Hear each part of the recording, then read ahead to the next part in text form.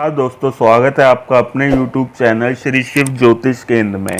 आज हम बात करेंगे मकर लग्न की कुंडली में कौन सा रत्न पहने जा सकते हैं, इस बारे में आज हम चर्चा करेंगे।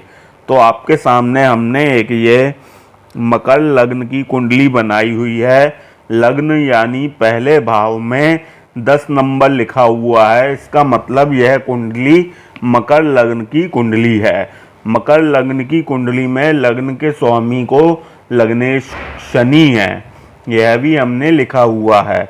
इसके अलावा जो पहले कारक ग्रह हैं, पंचम भाव के स्वामी, जिसे हम पंचमेश कहते हैं, यहाँ पे ये 2 नंबर लिखा हुआ है। इसका मतलब ये वृषभ राशि है। वृषभ राशि के स्वामी होते हैं शुक्र। और दूसरे कारक ग्रह जो कि यहाँ पे कन्या राशि है, 6 नंबर लिखा हुआ है। इसका मतलब ये कन्या राशि है। कन्या राशि के स्वामी होते हैं बुध, और ये दूसरे कारक ग्रह भी होते हैं मकर लग्न की कुंडली में। तो मकर लग्न की कुंडली में मैं सबसे पहले आपको ये बताता हूँ कौन कौन से रत्न धारण कर सकते हैं। देखिए, शनि का होता है नीलम, एक तो आप नीलम धारण कर सकते हैं। इसके अलावा शुक्र का होता है ओपल या हीरा भी धारण कर सकते हैं। और बुध का होता है पन्ना। यह 3 रत्न हैं, तीनों अलग अलग ग्रह के हैं। पहला नीलम जो है वो शनि के लिए पहना जाता है। दूसरा ओपल या हीरा, ये शुक्र के लिए पहना जाता है। और पन्ना बुध ग्रह के लिए पहना जाता है। अब मैं सबसे पहले आपको बताता हूं कि किस परिस्थिति में आपको रत्न पहनने की आवश्यकता है। तो रत्न जो होते हैं ग्रहों की डिग्री के अनुसार पहने जाते हैं। जब आप ऑनलाइन कुंडली निकालते हैं तो ग्रहों, जहां ग्रह लिखे होंगे उसी के साथ में डिग्री लिखी होती है। या कई एप्लीकेशन में लग्न कुंडली के नीचे डिग्री चार्ट दिया होता है, और कई एप्लीकेशन अलग से ग्रहों का डिग्री चार्ट देती हैं। तो डिग्री के अकॉर्डिंग आप किसी भी ग्रह का रत्न पहन सकते हैं। जो डिग्री होती है, अगर 0 से लेकर और 15 के बीच में है तो आपको आवश्यकता है कि आप उस ग्रह का रत्न धारण करके उसके बल में वृद्धि करें। अगर 15 से 20 के बीच में है तो आपको कोई आवश्यकता नहीं है कि उस ग्रह का आप रत्न धारण करें। और अगर 20 से ऊपर जा रही है और 30 के बीच में है तो भी आवश्यकता है आपको कि उस ग्रह का रत्न धारण करें। इतना समझ में आ गया। अब सबसे पहले बात करते हैं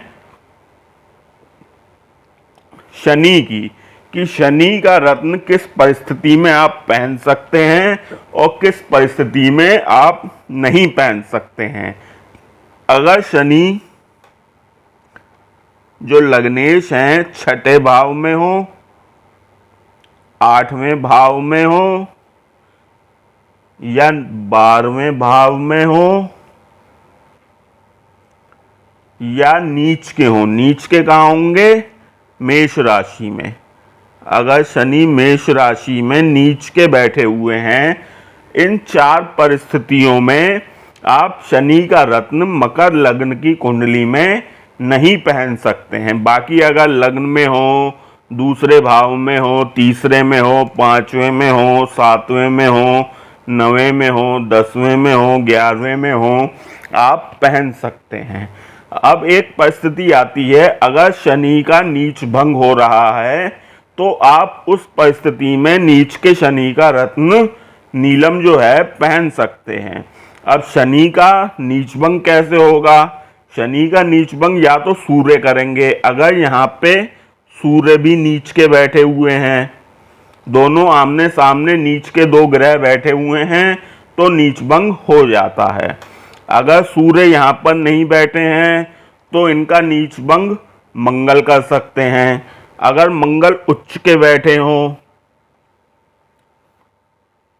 मकर राशि में उच्च के मंगल बैठे हों तो शनि का नीच भंग हो जाएगा। या फिर मंगल दृष्टि डाल रहे हो। अब दृष्टि कैसे डालेंगे, एक तो पहले भाव से ही डाल लें, 1 2 3 4। एक 7वें भाव में अगर मंगल हो तो नीच भंग हो जाएगा। अगर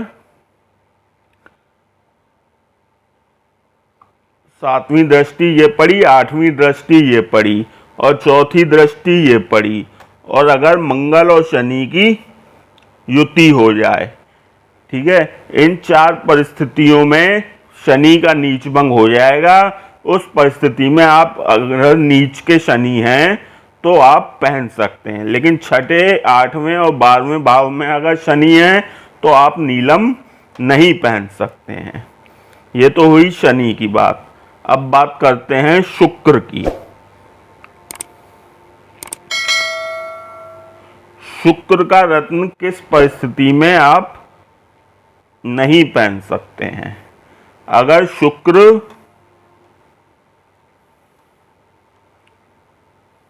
छठे भाव में हो, 8वें भाव में हो या 12वें भाव में हो, या शुक्र नीच के हो। नीच के होते हैं कन्या राशि में। अगर शुक्र कन्या राशि में नीच के हों, उस परिस्थिति में आप शुक्र का रत्न ओपल नहीं पहन सकते हैं। बाकी अगर लग्न में हो, दूसरे भाव में हो, तीसरे में हो, चौथे में हो, 5वें में हो, 7वें में हो, 10वें में हो, 11वें में हो, आप ओपल पहन सकते हैं। अब इसमें भी शुक्र का भी नीच भंग देखना पड़ता है। कई परिस्थितियों में शुक्र का नीच भंग होता है, बुध करते हैं। अगर बुध और शुक्र की युति हो रही हो तो शुक्र का नीच भंग हो जाता है। तो ऐसी परिस्थिति में आप बुध का, शुक्र का ओपल या हीरा पहन सकते हैं। अब बात करते हैं बुध की। बुध का रत्न जो होता है वह पन्ना होता है। अब बुध का रत्न होता है पन्ना। अब पन्ना आप किस परिस्थिति में पहन सकते हैं या किस परिस्थिति में नहीं पहन सकते हैं? अगर बुध 8वें भाव में हो या 12वें भाव में हो या नीच के हों। नीच के कहाँ होते हैं? मीन राशि में ना। हाँ, बुध नीच के होते हैं मीन राशि में। अगर बुध नीच के बैठे हों या 8वें और 12वें भाव में बैठे हों, उस परिस्थिति में आप पन्ना नहीं पहन सकते हैं। अब इसमें भी एक परिस्थिति आती है कि बुध का अगर नीच भंग हो रहा हो। बुध का नीच भंग कौन करेगा? या तो शुक्र नीच के हों और बुध भी नीच के हों, लेकिन शुक्र कभी इतनी दूरी पे आ नहीं सकते हैं, तो शुक्र से तो होगा नहीं। अगर गुरु कर सकते हैं इनका नीच भंग। गुरु अगर उच्च के बैठे हों, गुरु कर्क राशि में उच्च के होते हैं। इसके अलावा गुरु दृष्टि डाल लें। अब यहां से दृष्टि तो डल रही है, गुरु की होती है 5 7 9। अगर गुरु 1 2 3 4 5 गुरु यहां पे बैठे हों, अगर गुरु कन्या राशि में बैठे हों या गुरु कर्क राशि में बैठे हों, इस प्रकार से दृष्टि डाल रहे हैं। अगर गुरु बुध के ऊपर, तो बुध का नीच भंग हो जाता है। ऐसी परिस्थिति में आप बुध का रत्न पन्ना पहन सकते हैं। बाकी अगर इसके अलावा बुध लग्न में हो, दूसरे भाव में हो, चौथे भाव में हो, 5वें में हो, 6ठे में हो और 9वें में हो, 7वें में हो, 10वें में हो, 11वें भाव में हो, आप बुध का रत्न पन्ना पहन सकते हैं। तो आशा करते हैं वीडियो आपको पसंद आई होगी। वीडियो पसंद आई हो वीडियो को लाइक करें, शेयर करें। अगर आप चैनल पे नए हैं तो चैनल को सब्सक्राइब करें। बहुत बहुत धन्यवाद आपका वीडियो देखने के लिए।